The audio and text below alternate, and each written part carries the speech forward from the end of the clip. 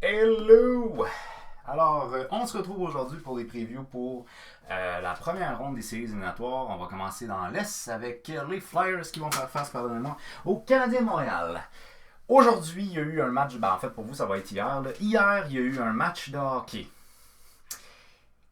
Lightning contre Blue Jackets. Cinquième prolongation, 88 tirs sur Korpisalo.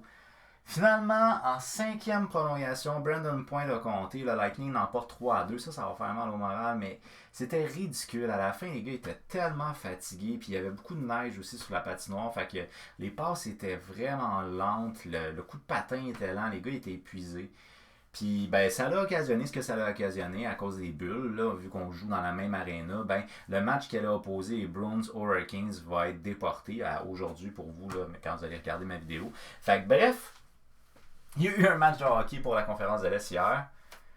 Cinquième prolongation. Ça finit tard. Ok, donc, la série qui va opposer les Flyers aux Canadiens de Montréal. Bon, écoutez, c'est carrément ridicule de comparer statistiquement parlant. Les Flyers ont été tellement dominants dans le tournoi à la ronde. Mais je pense que c'est possible. C'est possible pour le Canadien de Montréal de sortir les Flyers. Ça va être difficile, mais c'est possible d'après moi. Alors, les Flyers de Philadelphie dans le tournoi à la ronde ont un total de 3 matchs, 3 victoires, aucune défaite, 11 buts marqués, 3 buts contre. Comme je vous dis, c'est ridicule leurs statistiques. Ils ont tellement été dominants pendant le tournoi à la ronde.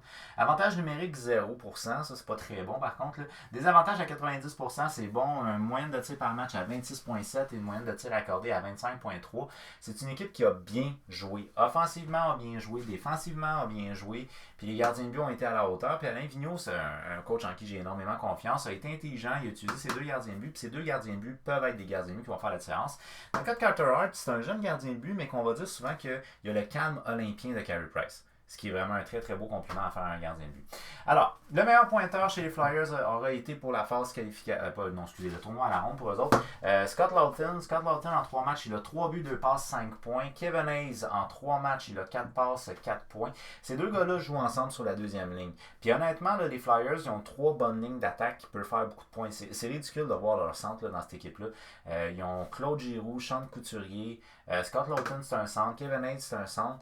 Ils ont beaucoup de joueurs de centre, donc ils en utilisent à l'aile. Mais s'ils veulent, ils peuvent les répartir puis avoir 4 très bonnes lignes d'attaque. Je pense que ça a été une force du Canadien, c'est d'avoir 4 lignes d'attaque qui étaient capables de produire. La première n'a peut-être pas été à la hauteur, mais les autres l'ont été. Dans leur cas, à eux autres, honnêtement, si tu dis que sur ta première ligne, tu as entre autres Sean Couturier puis Claude Giroux.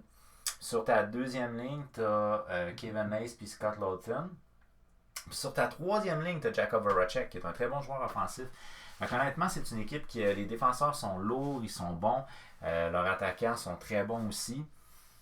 Puis, tu sais, Sean Couturier, Claude Giroux, c'est des gars qui sont responsables défensivement. Fait que je pense qu'honnêtement, ils ont une équipe qui est bâtie pour aller loin, mais le facteur Carey Price peut influencer énormément. Parce que si Carey Price, en début de série, réussit à bloquer beaucoup de tirs, ça peut jouer dans la tête des Flyers de Philadelphie. Les Canadiens de Montréal, eux autres, dans leur phase qualificative face aux Penguins de Pittsburgh, ils ont un total de 4 matchs, 3 victoires, 1 défaite, 10 buts marqués, 8 buts encaissés, avantage numérique à 0, ça a été pitoyable, mais les Flyers aussi. 82,4 en désavantage, une moyenne de tir par match à 28,8 et une moyenne de tir accordée à 33,5.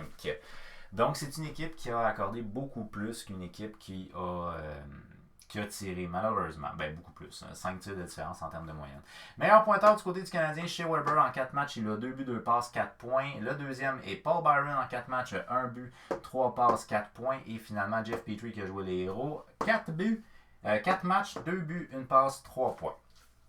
Donc, honnêtement, sur un point de vue offensif, je vais donner l'avantage aux Flyers. Sur un point de vue statistique, l'avantage va aller aux Canadiens, mais ils ont joué quand même un match de plus versus les Flyers. Ça se peut que ça serait très équivalent, mais je pense que on a quand même des très bonnes lignes d'attaque du côté des Flyers. Sur un point de vue défensif, notre Big Tree qu'on appelle, là, j'aime pas trop l'appellation, mais bon, chez Weber avec Ben Sherratt puis Jeff Petrie, on fait des petits miracles, ce qui n'a peut-être pas été le cas pour les Flyers au niveau des défenseurs.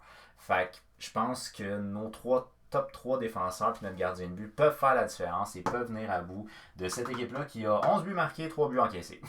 Les gardiens de but pour les Flyers, Carter Hart en 2 matchs, il a une moyenne de 1,966. Brian Elliott en 1 match, 1,941. Du côté du Canadien, Carey Price en 4 matchs, 1,67, 947, mais il a vu plus de pucks que ces gars-là en ont vu. Alors, bref, Je crois que pour le Canadien de Montréal, cette série-là, elle est possible, elle est jouable. C'est une série qui va opposer deux anciens coachs canadiens, ça c'est intéressant. Deux coachs qui se sont déjà vus en finale de la Coupe Stanley. À cette époque-là, en finale de la Coupe Stanley, alors qu'Alain Vigneault était coach des Canucks de Vancouver, il a dû s'avouer vaincu par les Bruins de Boston de Claude Julien.